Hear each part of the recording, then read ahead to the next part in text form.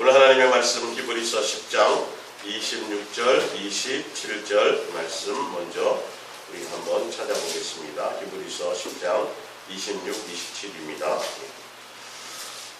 우리가 진리를 아는 지식을 받은 후 짐짓 죄를 범한즉 다시 속죄하는 죄사가 없고 오직 무서운 마음으로 심판을 기다리는 것과 대적하는 자를 태울 맹렬한 불만 있으리라. 아멘. 오늘 옛사랑의 동행과 예수님의 마음에 맞는 사람이라는 말씀으로 우리 함께 은혜를 나눌까 합니다. 예수님 당시에 직접 예수님께서 주시는 말씀을 듣고 또 예수님께서 안수해서 병 고침을 받은 사람도 있고 또 예수님이 표적과 기적을 베풀어서 오병이어이적을 베푸실 때 그 떡과 그 고기를 먹었던 사람들, 그래서 예수님을 따랐던 수많은 사람들, 그들도 예수님이 하나님의 아들인 것을 알기도 하고 깨닫기도 했었고 실제로 예수님이 주신 그 은혜를 경험한 사람들이지만 그들이 결론은 그 많은 사람들 중에 다 대부분의 사람들 예수님을 떠났다라는 것을 여러분들이 기억하시기 바랍니다. 오늘 지금 읽어드렸던 우리가 진리를 아는 지식을 받은 후에 짐짓 죄를 범한즉 다시 속죄하는 죄사가 없고 오직 무서운 마음으로 심판을 기다리는 것과 대적하는 자를 태울 맹렬한 불만 있으리라. 우리가 예수님을 알고 그래서 교회에 나와서 신앙생활하는 것, 이게 그냥 전부인 것으로 생각해서는 안 됩니다. 성경에 나와 있는 것처럼 많은 사람들이 실제로 예수님과 함께 표적을 경험하며 예수님의 말씀을 들으며 함께 예수님의 제자로도 살았어요. 그들 중에는 직접 귀신을 내어 쫓는 경험을 한 사람도 있고 병을 고치는 능력을 행하기도 한 사람들도 있어요. 그렇지만 그들이 결정적인 순간에 다 예수님을 끝까지 따르지 못했다라는 거예요. 우리가 예수님을 알고 그래서 예수 사랑도 알고 예수 동행도 알고 그래서 나와서 우리 신앙생활을 하지만 이 신앙생활은 전투와 같아요. 전투와 같아요. 전쟁을 나가서 보초를 쓰는 사람들은 긴장을 풀 수가 없어요. 조금만 풀소리에도 부시럭 소리에도 경계를 늦추지 못해요. 오늘 우리가 예수님을 알고 예수님을 믿다가도 어떻게 된다고 되어 있어요? 다시 세상으로 나갈 수 있다는 거죠. 성경은 나를 존중히 여기는 자를 나 또한 어떻게 한다고요? 존중히 여기겠노라고 성경은 말씀하고 있어요. 그러니까 여러분들이 한 해 한 해 나이가 먹어가면 먹어갈수록 한 해 한 해 신앙하는 생활이 길어지면 길어질수록 예수님과의 마음의 관계가 좀 깊어지시기를 원합니다. 제 말이 아니라 예수님의 말씀이라니까요. 그냥 짐짓 왔다 갔다 오늘 예배에 안 빠지고 그냥 오늘 시간 드리고 교회 다니고 이게 아니라 예수님을 떠날 수도 있다니까요. 여러분들 많은 사람들이 그렇게 된다라고 되어 있어요. 예수님이 오실 때 과연 믿음을 보겠느냐고 말씀하셨어요. 예수님은 우리에게 무엇을 보시냐면 너희가 나를 존중히 여기느냐 안 여기느냐, 여러분의 마음 가운데. 우리 여기 어린 두 딸이 있지만 아마 중고등학교 때 하고 지금 대학생이 돼서 이제 신랑만 있으면 시집갈 나이가 다 되었는데 지금 부모에 대한 사랑과 부모에 대한 생각과 이게 아마 철이 들었을 거예요. 그죠?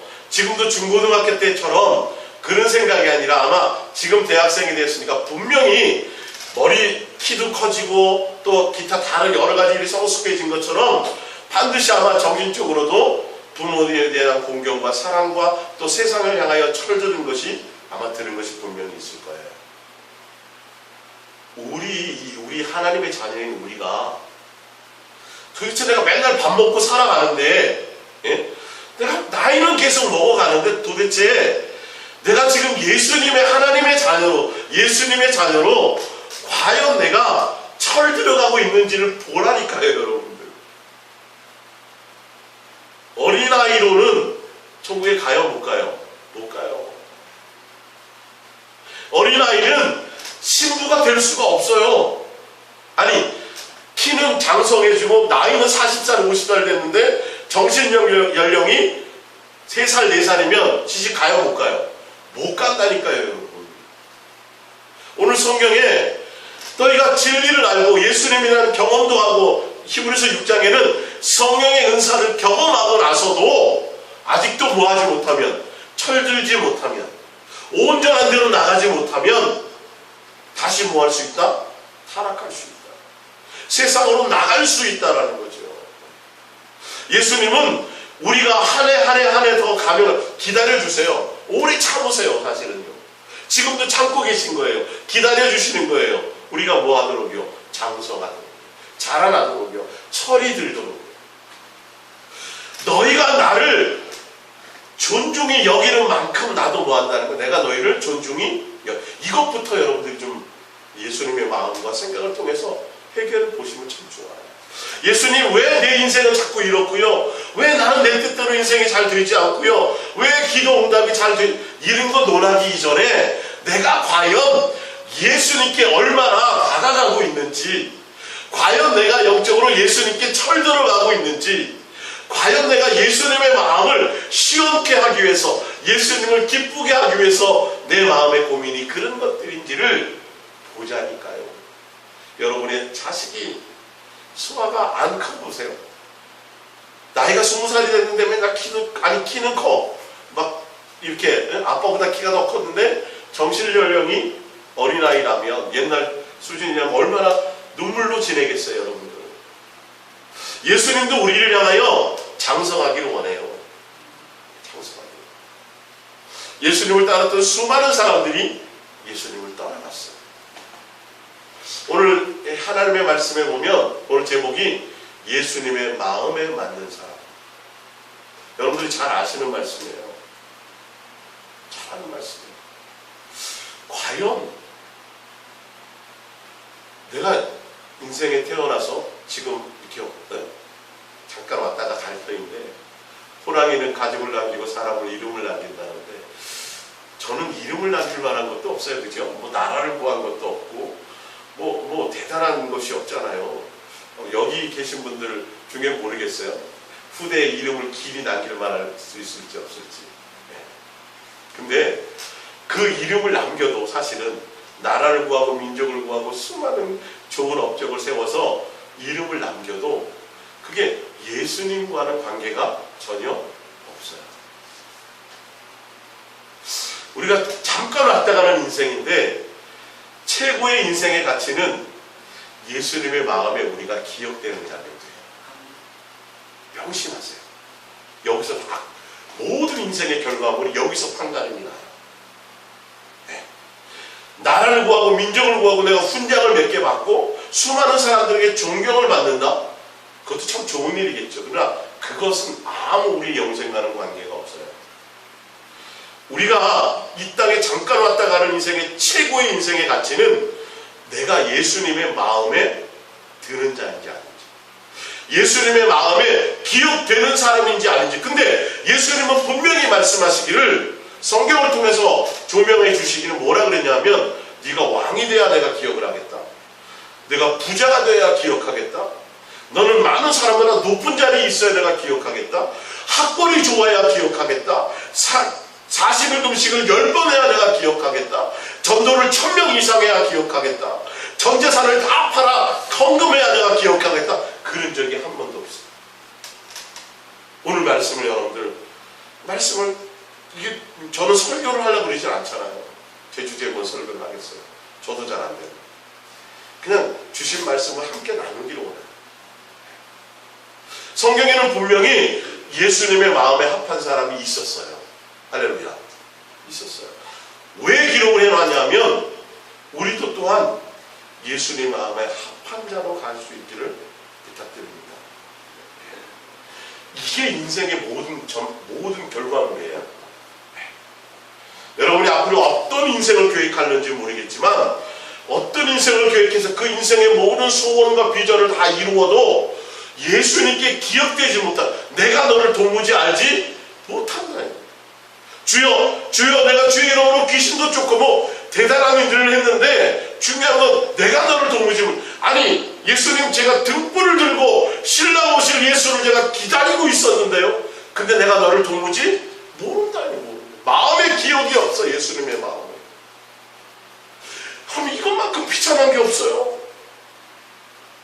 아니 같이 직장생활하는 같은 동료가 누구는 존중해 주는데 나는 세상 말로 쌩까. 인사도 안 받아주고, 상처 받아야 안 받아요. 상처 받죠. 기분 나쁘죠. 이야, 저 사람이 내가 무슨 뭐 별 볼 일 없어서 저런 거, 누구한테는 맨날 저렇게 잘해주면서 왜 나한테는 이런 거야.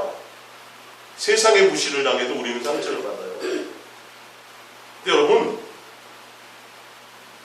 나를 위해서 죽으시고 나를 위해서 끊임없이 사랑을 해주시고 생명도 목숨도 피와 물 한 방울까지도 아끼지 않고 나를 위해서 모든 것을 주신 그 예수님이 나를 모르는, 그 상상 한번 해보셨어요? 정작 내가 예수님 앞에 갔을 때 진짜 예수님이 나를 몰라준다면 아마 그럴 거예요, 여러분들. 그렇겠죠. 뭐 제가 전도를 한 적이 있습니까? 제가 맨날 나가서 새벽 기도를 안 빠지고 새벽 기도를 제가 뭐 해본 적이 있습니까? 내가 뭐 성경을 뭐 10독 이상 해본 적이 있습니까? 내가 뭐 귀신을 쫓은 능력을 해간 적이 있습니까? 에이, 뭐 그렇죠. 제 주제를 예수님이 어떻게 기록하실까요? 그럴 수도 있겠죠. 그러나 예수님은 그런 기준을 주시지 않았어요. 오늘 예수님의 마음에 합한 사람, 그런 고민을 좀 해보시기 바랍니다. 할렐루야. 내 인생이 남들이 보기에는 별 볼 일이 없지만 예수님이 나를 이 땅에 있게 하시고 하나님의 형상의 모양으로 나를 이 땅에, 나를 하나님의 자녀로 부르셨을 때에는 나 또한 예수님 앞에 기억되는 사람이 되기를 원한다. 포커스를 거기에 좀 맞추시라고요. 그 안에, 예수 그리스도 안에, 가끔 제 설교를 듣다 보면 세상은 아무것도 아니고 세상 일을 하지도 말고 세상은 염세주의 같죠. 아니요. 제가 말씀드린 이유는 예수 그리스도 안에 들어가면 그 안에서 세상에 속한 모든 것들은 예수님으로 말미암아 다 공급되어지어 진다라는 걸 말씀드립니다. 세상 따로 예수님이 따로가 아니라 예수 그리스도 안에 들어가면 예수님으로 말미암아 모든 것들이 되어지게 되어져 있어요. 할렐루야. 그런데 우리는 신앙이 어떻게 되냐면 예수님 믿는 건 따르고 또 내가 열심히 살아야 되고 내가 열심히 내 나름대로 해야 될 삶의 행위가 따로 있다라고 이렇게 이분법적으로 생각해요. 그러나 성경은 다 누구 아니라고 돼 있어요. 예수 그리스도 아니라고 돼 있어요. 내가 예수 그리스도 안에 들어가면 예수 그리스도 안에 들어간 사람, 지난 수요일날 설교했던 것처럼 거듭난 사람이든 아니든 간에 똑같이 밥 먹고 산다니까요. 겉으로는 잘 몰라요. 성령으로 거듭난 사람도 직장생활해요. 성령으로 거듭난 사람도 자식을 키워요. 아니 영에 속한 성령으로 거듭난 사람은 자식도 안 키우고 직장도 안 다니고 그냥 산속에나 어디 깊은 수도원에 들어가서 예수님만, 그게 아니라니까요. 정상적으로 영과 육이 함께 공존하지만 어디에 속한 사람으로 살아가요? 영에 속한 사람으로 살아간다. 마음의 생각과 중심과 동기와 의도가 어디에 속해 있어요? 예수님만 사랑하는 것에 속해 있는 것이, 그게 바로 영에 속한 사람, 성령에 속한 사람, 거듭난 사람의 모습이에요. 똑같이 밥 먹지만, 아니 똑같이 학교 나와서 수업을 듣지만 누구는 그 배운 공부로 뭐가 돼요? 사기꾼이 되기도 해요. 그 똑똑한 머리로. 누구는 그 배운 지식으로 많은 사람을 살리고 섬기는 자의 모습에 있을 수도 있어요. 똑같은 시간, 똑같은 학교, 똑같은 교수한테, 또 선생님한테 배웠어. 우리는 과연 내가 이 세상에서 예수님을 믿고 예수님 앞에 나와 예배드리고 내가 예수님을 향하여 뭘 자녀가 되어서 나왔는데 결정적으로 예수님이 나를 몰라준다. 끝이에요. 근데 어떻게 내가 이 세상에 살든 항상 예수님의 마음과 생각 가운데 내 기억이 예수님이 나를 알아주시고 예수님의 마음에 내가 합한 자가 되어진다고 한다면 그거는 세상을 다 가진 거예요. 할렐루야.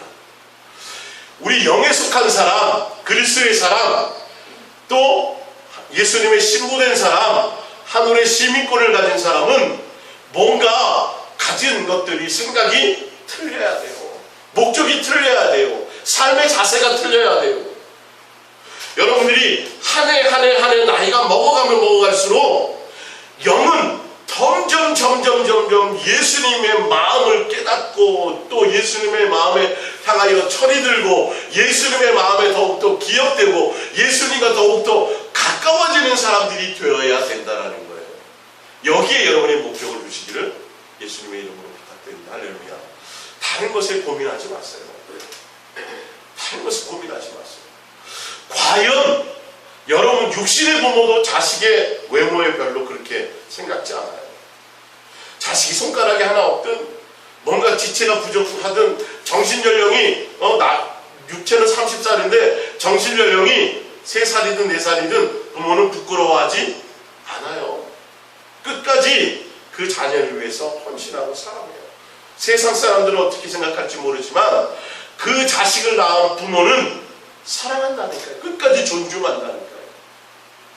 우리 지금 현재 육에 속한 내 삶의 모습이 어떤지 간에 중요한 거는 내 마음이, 나의 모든 삶이, 내 생각이 예수님 앞에 기억되는 여러분들 되시기를 부탁드립니다.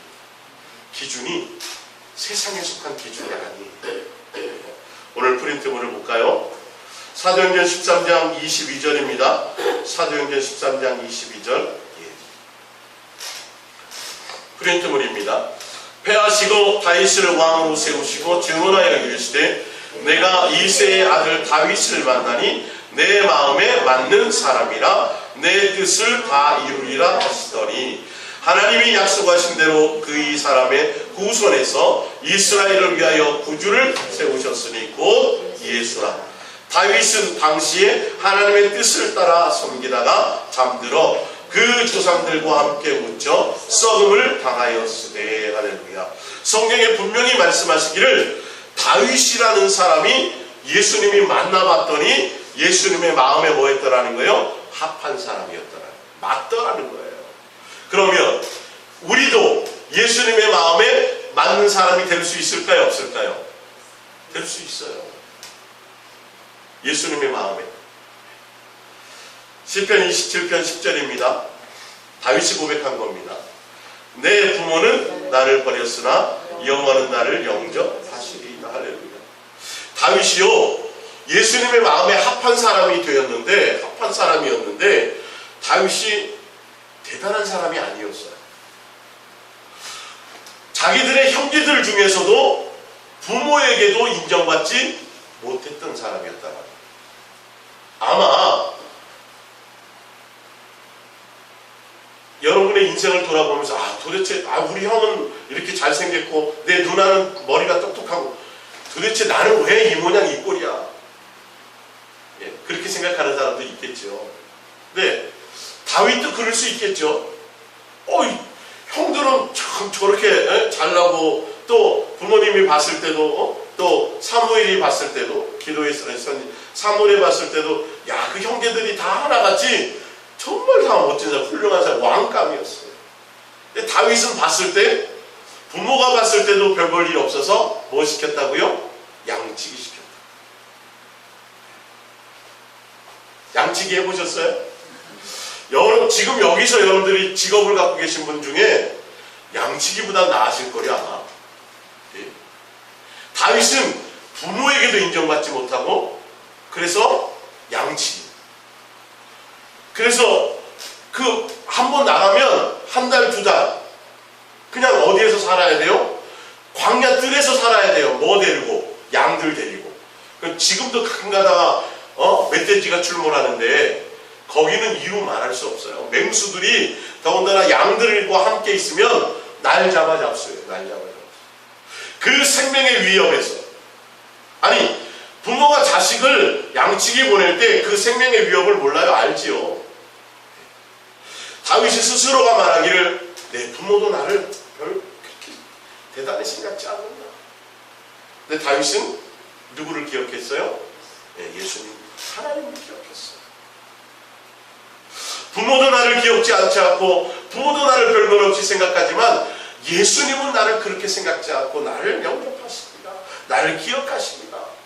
네. 그 다윗의 마음 하나하나가 대단하지 않았다니까요. 머리가 총명한 사람도 아니었고 부모에게서 야 너는 많은 자식 중에서 넌 친구다 이렇게 부모에게 인정받지도 못했다니까요. 적어도 이 자리에 있는 여러분보다도 별 볼 일 없는 사람들이었어요. 근데 그 다윗이 어떤 사람이 됐다고요? 예수님의 마음에 합한 사람이에요. 그래서 다윗을 통해서 예수님의 뜻을 다 이루리라고 말씀하셨고 다윗의 가문을 통해서 하나님이신 그 예수님이 다윗의 자손으로까지 오셨다니까요. 그리고 성경에 수많은 구약의 내용 중에 다윗을 통하여 인용한 구절들이 굉장히 많아요.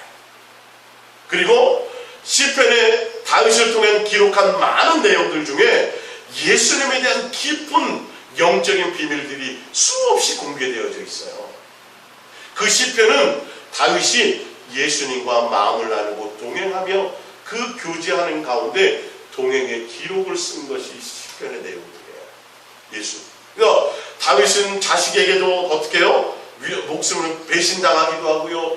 20여 년 동안 죽음의 위협을 따라서 수없이 도망자로 다니기도 해요. 그러나 왕으로 있든 양치기로 있든 도망자로 있든 어떤 삶의 모습으로 살아가든 간에 한결같이 잊지 않았던 것이 있는데 누구였어요? 예수님을 향하는 마음이었다라는 거죠. 환경과 관계없이요. 자기의 처지와 관계없이 왕이 되어서 왕궁 생활하면서도 다윗은 한결같이 누구에 대한 생각을 가졌어요? 예수님.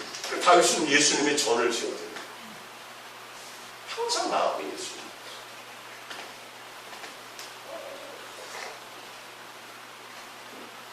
우리 프린트물 세 번째 봅니다. 역대상 17장 7절입니다. 역대상 17장 7절 프린트물을 보겠습니다. 또한 내 종 다윗에게 이처럼 말하라. 만군의 여호와께서 이처럼 말씀하시기를 내가 너를 목장 곧 양떼를 따라다니던 데에서 데려다가 내 백성 이스라엘의 주권자로 삼고 다윗 왕이 여호와 앞에 들어가 앉아서 이르되 여호와 하나님이여 나는 누구이오냐 내 집은 무엇이기에 나에게 이에 이르게 하셨나이까. 주께서 주의 종에게 베푸신 영예에 대하여 이 다윗이 다시 주께 무슨 말을 하오리이까. 주께서는 주의 종을 아시나이다.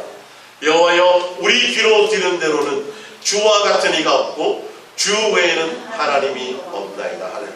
다윗이요 어떤 환경적인 것보다 다윗의 마음의 중심에 예수님이 나의 전부입니다 라고 말한다. 여호와는 나의 목자시니 내게 뭐가 없어요? 부족함이? 예. 다윗은 그냥 예수님 자체가 목적이었다니까요. 예수님이 나의 목자가 되심으로 나는 부족함이 없다라고 얘기했다고.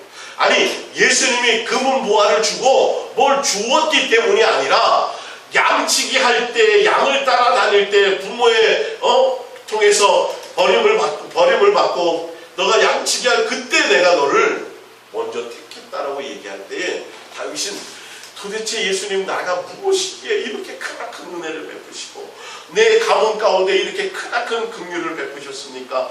도대체 나는 감당할 수가 없습니다 라고 고백하며 예수님은 나의 참 하나님이십니다 라고 고백했다는 거죠. 할렐루야.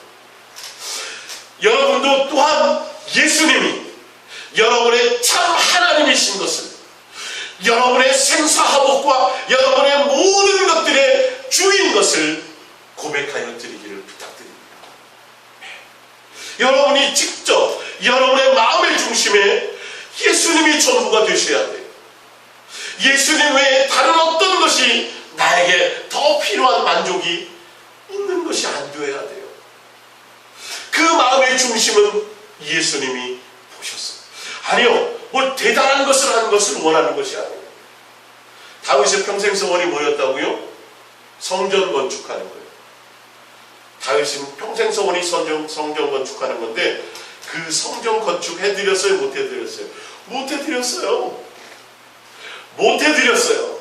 솔로몬이 성전을 건축해드렸어요. 근데 예수님은 솔로몬이 아니라 누구를 예수님의 마음에 합한 자로요?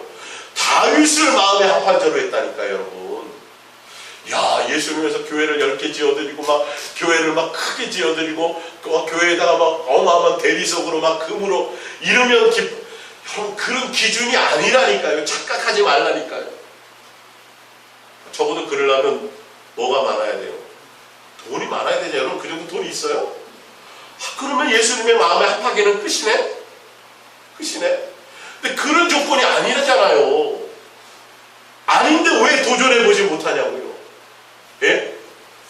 아닌데 박사학위가 있어야 되는 것도 아니잖아요. 권세가 권력이 많아야 되는 것도 아니잖아요. 마음에 합하는 예수님을 기쁘시게 하고 예수님의 마음에 드는 그런 사람이, 여러분의 기준이 육에 속한 것이냐 영에 속한 것이냐를 이거 여러분들 바꾸셔야 돼요. 육에 속한 기준을 내려놓으세요. 영에 속한 사람으로 살아가시기 바랍니다. 할렐루야. 새끼 밥 먹는 이유가 내가 열심히 공부하고 내가 취직을 하고 내가 결혼을 하고 내가 직장생활하는 이유가 영의 사람으로 살아가기 위한 그 시간인 것을 기억하시기 바랍니다. 할렐루야. 예수님과 마음을 나누고 생각을 나누고 예수님 마음에 드는 사람으로 살아갈 수 있는 그 기회의 시간인 것을 기억하시기 바랍니다. 할렐루야. 사무엘상 16장 6절입니다. 사무엘상 16장 6절. 그들이 오매 사무엘이 엘리압을 보고 마음에 이르기를 여호와의 기름 부으실 자가 과연 주님 앞에 있도다 하였더니 여호와께서 사무엘에게 이르시되 그의 용모와 키를 보지 말라. 내가 이미 그를 보려노라. 내가 보는 것은 사람과 같지 아니하니 사람은 외모를 보거니와 나 여호와는 중심을 보느니라 하시더라. 할렐루야. 다윗이 예수님의 마음에 합했는데 왕이었기 때문도 아니고 버림받은 사람이었기 때문도 아니고 뭐 다른 조건이 아니네요. 그죠? 예, 무엇 때문이었어요? 마음의 중심. 마음의 중심. 이렇게 중요해요, 여러분. 여러분의 마음의 중심. 그래서 제가 항상 마음을 예수님께 드리고 시간이 때를 따라 항상 예수님께 사랑을 고백하고 입술로 고백하고 내 마음을 예수님께 드리라는 이유가 바로 여기에 있는 거예요. 예수님이 야, 너 40일 금식기도 10번 해야 너 내 마음에 합한 사람이야. 너는 재산을 많이 벌어서 그걸 다 팔아갖고 가난한 사람 나눠주고 그리고 나를 따라 그래야 내 마음에 합한 사람이야. 이런 조건을 주었더라도 해야 돼요, 안 해야 돼요? 해야 되겠죠. 너는 한 번도 날마다 새벽기도 나오고 또 밤마다 철야 나오고 매일마다 성경 하루에 몇 독씩 하고 이런 기준을 주었다 해도 해야 돼요, 안 해야 돼요? 해야 돼요, 우리는. 근데 예수님 성경을 통해 봤더니 다윗의 다른 어떤 것이 없어요. 성전을 건축해 주려고 했는데 성전 건축도 받지 않았어요. 뭐 받다고요? 마음의 중심. 얼마나 쉬워요? 예? 얼마나 쉬워요? 예수님이 보시는 거는 내 마음의 중심. 다윗에 뭘 봤어요? 마음의 중심. 외모, 어떤 능력, 키, 어떤 이런 거 보지 않았다니까요. 나는 그런 거 기준 삼지 않아. 나는 너의 마음을 본다. 마음의 중심이 어디에 있느냐. 여러분들이 교회를 향하여 나올 때, 예배를 향하여 나올 때 이제는 여러분의 마음이 누굴 향해 나와야 돼요? 예수님에 대한 사모함으로 나오시기 바랍니다. 이젠 좀 철이 드시기를 바라는 거예요. 예수님의 마음과 뭔가 통하는 마음으로 나오시기를 바라는 거예요. 할렐루야. 아니면 기억이 안 돼요, 여러분. 1000만 번 나온들 뭐하겠어? 1000만 번 나온들 뭐하겠어? 제 말이 아니라 성경의 말씀이었다니까요. 옷을 잘 입고 멋있게 입고 그런 걸로 예수님 보는 것도 아니고 너 마음의 중심에 예수님을 사랑함으로 나오는 자가 되시고 예배를 향하여 나오는 마음이 예수님을 향하는 설레임으로 나오시기를 바랍니다. 이 마음에 철이 드셔야 돼요. 예수님과의 관계가 더 깊은 관계가 되셔야 돼요. 열왕기상 9장 4절입니다. 열왕기상 9장 4절. 내가 만일 내 아버지 다윗의 행함같이 마음을 온전히 하고 바르게 하여 나와 있지요. 이 누가 하신 말씀이에요? 예수님이 직접 하신 말씀이에요. 솔로몬에게 바라는 것이 다른 것이 아니었어요. 내 아버지 다윗처럼 뭘 하라는 거예요? 마음을 온전히 하라는 거예요. 마음을, 여러분. 예수님을 존중히 여기시라는 거예요. 예수님을요. 예수님을 존중히 여기시라는 거예요. 사람과 사람끼리에서도 누가 나를 존중히 여겨주지 않으면, 자식이 부모를 존중히 여겨주지 않으면 그거 상처받잖아요. 근데 감히 하나님을 우리는 멸시한다니까요. 존중은 고사하고 수없이 멸시해요, 하나님을. 예배를 드리면서도 하나님을 향하여 멸시하는 경우가 있어요. 예물을 드리면서도 하나님을 향하여 멸시를 하는 거예요. 우상처럼 하나님을 함부로 대하는 것이 있어요. 구약의 수많은 예배 가운데 계속 예수님이 지적하시는 게 그거예요.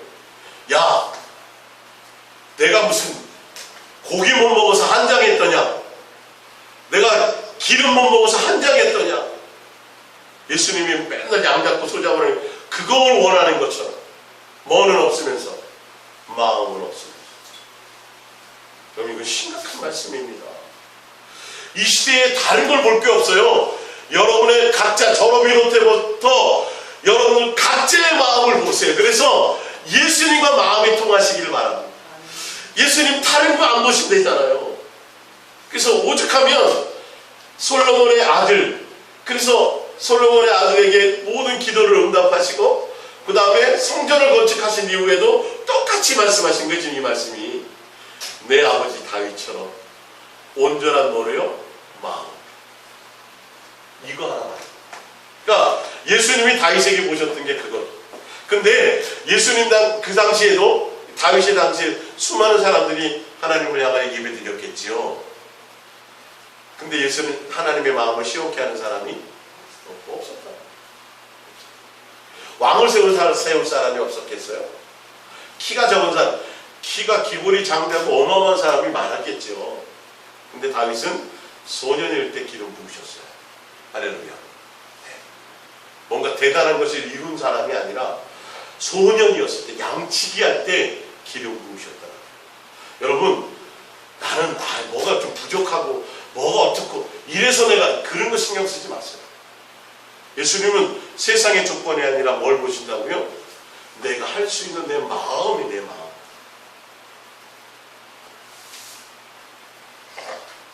시편 27편 4절입니다. 27. 역대상 28장 9절이네요. 역대상 28장 9절.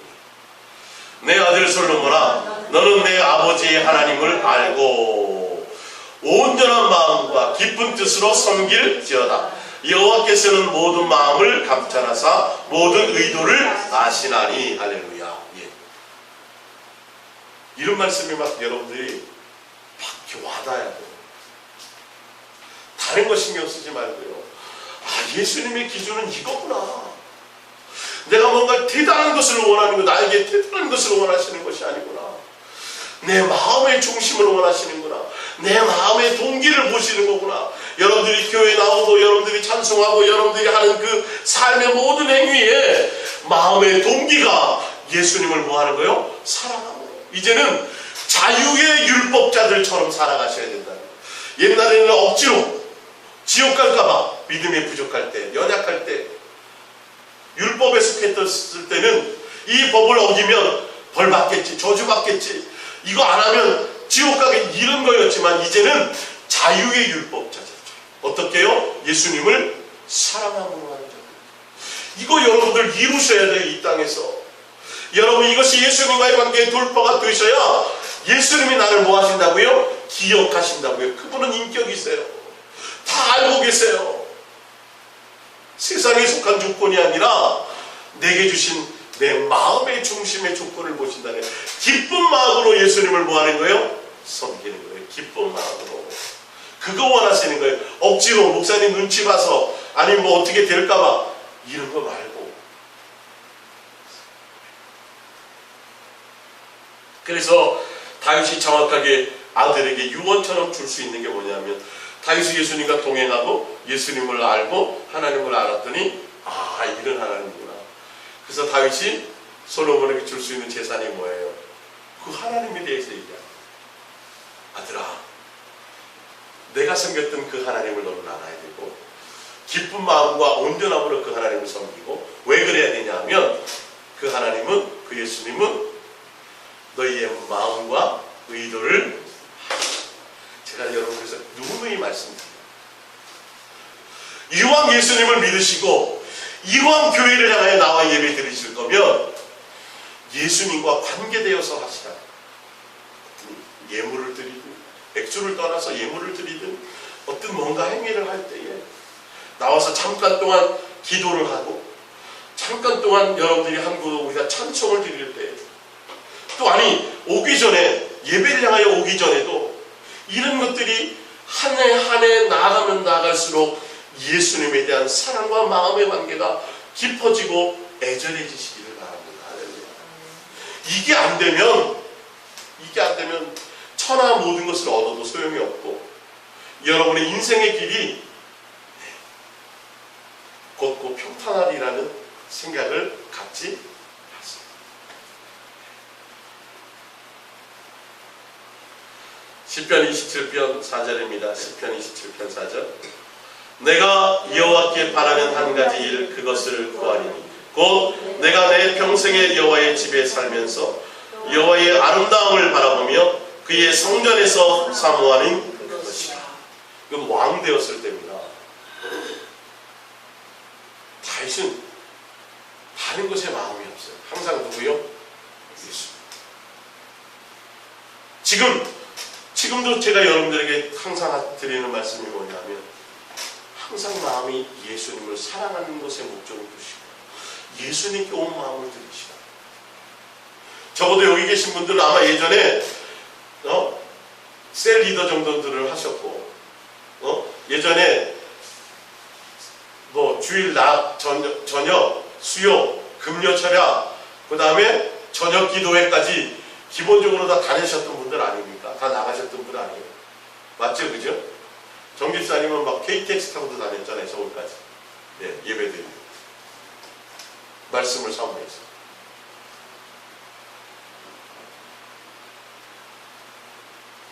그때의 그 열심의 중심이 무엇이었는지, 그때 열심의 중심이 무엇이었는지. 지금은 우리 예배 3번밖에 없어요. 새벽 기도도 뭐 자유롭게. 저녁 철야 있어요, 없어요? 없잖아요. 이 예수사랑 예수동행교회에서 제가 개인적으로 여러분들에게 부탁드렸던 거는 말씀 듣는 거, 이 예배하는 관계가 여러분들 외에 다른 것으로, 그것으로부터 뭔가 이게 일어난다는 거예요. 돌파가 일어나기 시작한다는 거예요. 상황에 따라 못 나오시더라도 뭐 하시라는 거예요? 집에서라도 그 말씀을 꼭 들으셔서 자꾸 들으셔야 예수님의 생각과 마음을 통해서 자꾸 그렇게 마음을 드리는 훈련이 되기 시작한다니까. 그거 외에는 방법이 없어요. 예전에는 적어도 더 많은 예배를 여러분들이 다니셨잖아요. 그래서 오히려 공식적인 예배는 고사하고 매일 저녁 있는 철야 기도회를 빠지는 거를 내가 자꾸 나와야 되는데 못 나, 이걸 근심했었던 사람들이었는데, 지금은 어때요? 그 많은 팀에서 많은 걸 내려놓게 했잖아요. 이게 여러분들 점검되셔야 된다는 거예요.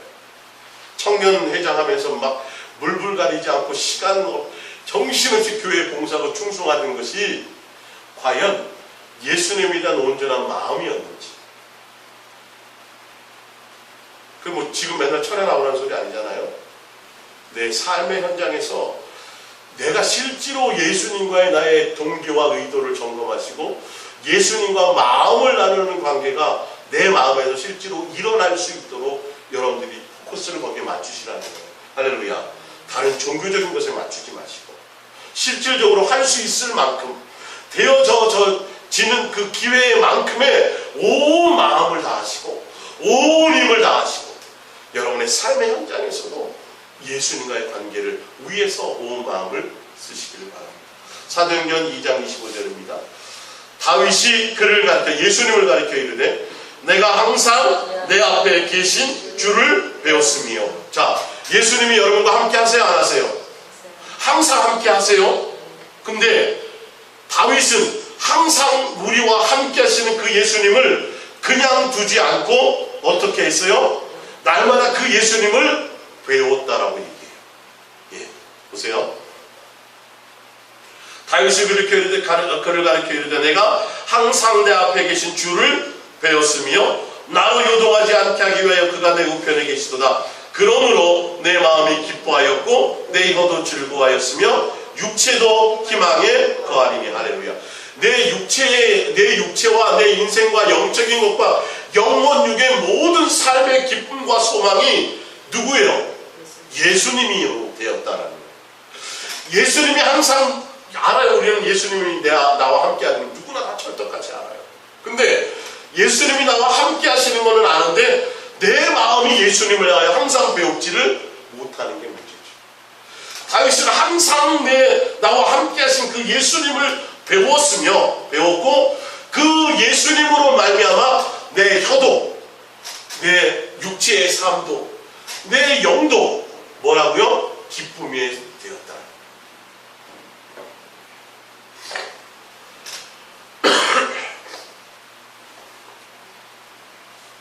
예수님의 마음에 드는 사람, 예수님의 마음이 기억하는 사람, 이런 것들이 이건 막 빨간 줄 치고 별 5개 10개 하고 막 또 치고 또 쳐야 돼요. 이 굉장히 시험에 꼭 나오는 거예요. 정말 중요합니다. 우리가 날마다 때마다 시마다 예수님께 사랑을 고백하고 예수님을 구하고 예수님의 얼굴을 구하고 내가 예수님께 마음을 드리는 이게 그냥 허망한 것이 아니라 실질적인 거고 굉장히 중요한 거고 예수님의 마음에 합한 자로 가는 어마어마한 능력이라니까요. 이게. 근데 여러분 하루에 꼭 성경 5장씩 읽으시고요. 그거 다 체크해서 나중에 교회 올 때 내시고 꼭 사람 한 명씩 전도해 오시고 막 이런 거 해야만 뭔가 내 성취욕이 생기고 뭔가 내가 예수님 앞에 한 것처럼. 여러분 그런 거에 속지 말자고요. 그런 거. 그 이전에 뭐부터요? 마음의 관계가 먼저 돼야지. 이게 안 되면서 왜 예수님 나는 이럴 필요가 없어요. 내가 예수님과의 마음의 관계가 안 되는데 정작 해야 될 거를 못하면서 예수님을 기쁘게 하는 것을 하지 못하면서 우리는 내 육체에 속한 것들의 욕망을 그거를 채우지 못해서 끊임없이 하나님을 원망하고 왜 나는 이런 집에 태어났습니까? 왜 나에게는 이런 인생의 길이 생깁니까? 왜 나는 맨날 아픕니까? 왜 원망할 것만 생각하는 거예요. 그게 아니라 우리는 그것과 관계없이 내 마음이 항상 누구요? 예수님을 드리는 곳에 있으셔. 자세히 보세요. 얼마나 귀한 말씀이에요. 이게. 예수님의 마음이 생각이 어디에 있는지를 정확하게 표현해주고 있잖아요. 그러니까 다른 헛된 짓 할 필요가 없겠구나. 이거. 정작 내가 해야 될 것들을 해야 되겠구나 하는 거죠. 시편 24편 3절입니다. 여호와의 산에 오를 자가 누구며 그의 거룩한 곳에 설 자가 누구인가? 혼인잔치에 참여할 사람들이겠죠. 누구냐? 곧 다윗이 고백하는 거예요. 곧 손이 깨끗하며 마음이 정결하며 뜻을 허탄한 데 두지 아니하며 거짓 맹세하지 아니하는 자로다. 다 어디 누구에게 마음이 있는 자예요? 예수님을 목적하는 자예요. 항상 세상 그 어떤 것에 허탄한 것에 마음을 두지 않아요. 마음이 청결해요. 예수님의 심령으로 충만하는 거죠. 그런 자가 어디에? 혼인잔치에 여호와의 산에 오르는 거예요. 거룩한 곳에 오르는 거예요. 예수님과 함께 그곳에 오르는 거예요. 다윗이 그런 것들을 알았다는 거예요. 하늘의 별과 달을 보면서도 그것이 예수님이 자기를 생각하고 우리를 생각하여 했다는 걸 다윗이 알아야 몰라요. 깨닫더라는 거예요. 아, 내가 어머니의 뱃속에 있을 때부터 그 전부터 예수님이 나를 기억하셨고 내 장기 하나, 내 손가락 하나, 내 모든 것 기관 하나하나를 엄마의 태 속에 있을 때 예수님이 나를 만드셨다라는 것을 시편 139편에 그 당시에 의학이 발달하지도 않았는데요. 내시경이 없었는데요. 다윗은 알았어요, 몰랐어요? 알았다니까요. 예수님을 통해서 나의 존재감이 어디서부터 어떻게 되었는지를 정확하게 다 꿰뚫을 수 있었다니까요. 그 마음이, 예수님이 우리를 향한 그 애절한 사랑의 마음이 무엇인지 깨달을 수 있었다니까요, 다윗이. 그러니까 그 마음을 아니까 세상과 세상에 속한 그 어떤 것들이 다윗의 마음을 흔들 수가 없지요. 실수할 수도 있었어요. 그래도 돌이켜 못 일으켜요. 금방 돌이키잖아요. 금방 털어내잖아요. 시편 23편 1절입니다. 여호와는 나의 목자시니 내게 부족함이 없어요. 할렐루야. 우리가 이거 예배 전에 하죠. 이게 고백이에요.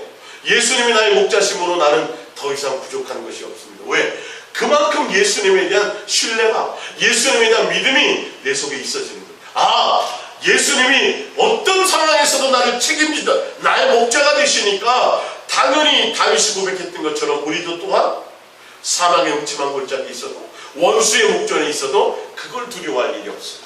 우리의 초점은 누구인데요? 예수. 거기에 대한 강력한 믿음을 갖고 났어요. 여러분의 인생에 어떠한 것들이 다가와도 거기에 두려워하지 마세요. 예수님은 그보다 더 큰 능력이 있으신 분이에요. 예수님은 정말 나의 참 하나님이신 것을 다윗이 강력하게 붙들고 고백했잖아요. 그 뭔가가 있으셔야죠. 할렐루야. 그 소년이었을 때 돌멩이 하나 들고 누구에게로 갔어요? 골리앗에게도 가서도 뭐가 있었어요? 어마어마한 담대함이 있었잖아요. 뭐하리라? 예수님이 나를 지키시다. 그 마음. 여러분, 예수님과 어느 정도 마음을 나누고 계십니까? 마음을 많이 나누세요. 힘들 때도. 다윗은 죽음의 위기에 쫓겨다닐 때도 마음을 나눴어요, 안 나눴어요? 나눴어요. 참이슬 막걸리 마시면서 신세한탄한 게 아니라 죽음의 자리에서도 누구를? 하나님을 향하여 마음을 드렸다, 생각을 드렸다는 거죠. 시편 18편 1절입니다. 나의 힘이 되신 여호와여, 내가 주를 사랑하나. 영어로 쓰면 어떻게 돼요? 영어로 하면 내가 주를 사랑하나이다, 나의 힘이 되신 여호와여, 이렇게 되겠죠. 다윗의 시편에는 이 고백이 굉장히, 경외하라는 말이 굉장히 많이 나와요. 여호와를 경외하는 자를 기억하시고 여호와를 경외하는 자가 복이 있고, 경외하라, 경외하라, 경외하라. 예수님을 향하여 고백하는 이것이 얼마나 다윗의 이것에는 많은지. 다윗 스스로가 예수님을 사랑하는 것에 목적이 있었어요. 그러니까 남들이 보기엔 너 진짜 연애에 빠진 거, 진짜 연애에 빠진 것처럼 있습니다. 시편 119편 67절입니다. 고난당하기 전에는 내가 그릇 행하였더니 이제는 주의 말씀을 지키나이다. 고난당한 것이 내게 유익이라. 이로 말미암아 내가 주의 율례들을 배우게 되어. 수많은 고난을 당해서도 그 고난이 뭔가 아는 거예요. 뭘 걸 아는 거예요? 내게 유익이 더 예수님께 마음을 드릴 수 있고 예수님의 뜻을 행할 수 있는 그것인지를 알았다는 거예요. 고난 가지고 원망하고 불평하고 연단 가지고 그 세상에 속한 문제와 사건들 가지고 그것 가지고 내가 실험했던 것들이 아니라 그때에도 내 마음은 누구요? 예수님을 향하여 드렸더니 그 예수님이 나를 향하여 주시고자 했던 것이 무엇인지 그 고난이 유익이었구나, 나를 향한 사랑이었구나, 나를 향한 긍휼이었구나, 나를 향한 은혜였구나를 아는 거예요. 여러분의 인생이 여러분의 뜻대로 기도한 대로 형통해지는 것을, 여러분 그것을 목적으로 가지 마세요. 아무 의미 없어요. 예수님의 마음이 어떤 것이 있을까? 예수님의 마음이 어떤 것이 있을까? 시편 51편 10절입니다. 마지막이죠. 하나님이여, 내 속에 정한 마음을 창조하시고 내 안에 정직한 영을 새롭게 하소서. 할렐루야. 다윗이 고백을 좀 한번 보세요. 다른 얘기가 없어요. 보면 항상 어떻게 하면 내 마음이 정말 예수님과 통할 수 있을까? 예수님, 내가 더러운 것이 있어요. 내가 예수님을 바르지 못했어요. 우리 아내를 범했고 내가 그 주인지 알지 못했어요. 왕이면 할 수 있는 것처럼 당당한 걸로 생각했는데 예수님이 그걸 싫어하는 걸 내가 알았어요. 내 마음을 좀 깨끗하게 좀 해주세요. 내 마음이 정말 예수님을 향하여 다시 예수님과 살아갈 수 있도록 도와주세요. 그런 거잖아요. 11절에 나를 주 앞에서 쫓아내지 마시며 주의 성령을 내게서 거두지 마소서. 하나님께서 구하시는 제사는 상한 심령이라 하나님이여 상하고 통회하는 마음을 주께서 멸시하지 아니하시리이다. 내 처지와 내 모습 믿음의 분열을 보고 나를 기준 삼지 말고 하나님의 사랑을 의심하지 말고 나아오라. 담대히 마음을 다해서 나아오라. 할렐루야. 여러분의 처지와 형편을 그거 생각하지 말라는 거예요. 뭘 보고 나오라는 거예요? 하나님의 사랑을 의심하지 말고 나오라는 거예요. 예? 담대함으로 나오라는 거예요. 다윗이 언제 이 고백을 한 거예요? 우리 아내를 범하고 선지자가 와가지고 당신 잘못했다라고 얘기할 때 그때 통곡하며 예수님 앞에 자복하면서 예수님, 내가 잘한 것도 기뻐하시겠지만 내가 잘못해갖고 회개하고 잘못했다고 정말 참회하고 통회하는 심령, 그것도 예수님이 뭐 하신다고요? 그것도 기뻐하신다는 걸 아는 거예요. 예? 내가 열심히 뭐 주를 위해서 뭘 하고 대단한 것을 하고 막 그런 걸 좋아하는 것보다도 예수님이 내가 잘못했을 때, 바르지 못했을 때, 범죄했을 때 그때라도 오히려 내가 진심으로 예수님 앞에 통회하며 나가는 그 심령을 알았기 때문에 내가 지금은 죄인 남을 내 부하를 죽이고 남의 여인을 취하고 내가 잘못된데 형편과 내 처지는 지금 그렇지만 뭘 보고 나가는 거예요? 예수님이 나를 향한 사랑과 긍휼과 자비를 보고 담대함으로 나간다. 이게 예수님의 마음을 아는 사람. 할렐루야. 예수님의 마음에 합한 여러분들 되시기를 바랍니다. 인생은 별거 없어요. 대단하게 금수저를 타고 왔든 아니 금수저가 아니어서 여러분들이 인생 역전을 이루어서 세상에서 대단한 존경을 받고 부를 누리고 살아가든 간에 다 예수님 앞에 서는 때가 있습니다. 그때는 다른 어떤 것이 기준되지 못합니다. 여러분의 마음의 동기와 의도가 어디에 있습니까? 예수님을 향하는 마음의 동기와 의도가 여러분의 중심이 어떤 곳에 어떤 것을 가지고 무엇을 목적으로 살아갔는지 안 갔는지가 예수님 앞에 기억되는 것입니다. 여러분의 마음이 예수님께 합한 자가 되시기를 바랍니다. 예수님께 합한 자가 되는 것은 다른 대단한 것이 아니라 온 마음이 예수님을 향하는 겁니다. 여러분의 생각이 예수님을 향하는 겁니다. 예수님을 사랑하는 것에 있는 겁니다. 혹시 여러분들이 그 길을 가다가 잘못되어 넘어질 때에도 어떻게 하는 거예요? 빨리 돌이켜 통회하며 다시 예수님의 사랑과 긍휼을 힘입고 그 예수님을 붙잡고 예수님을 향하여 여러분의 마음을 드리는 겁니다. 할렐루야. 여러분들의 온 마음이 예수님에 맞는 사람으로 살아가기를 부탁드립니다. 기도하겠습니다.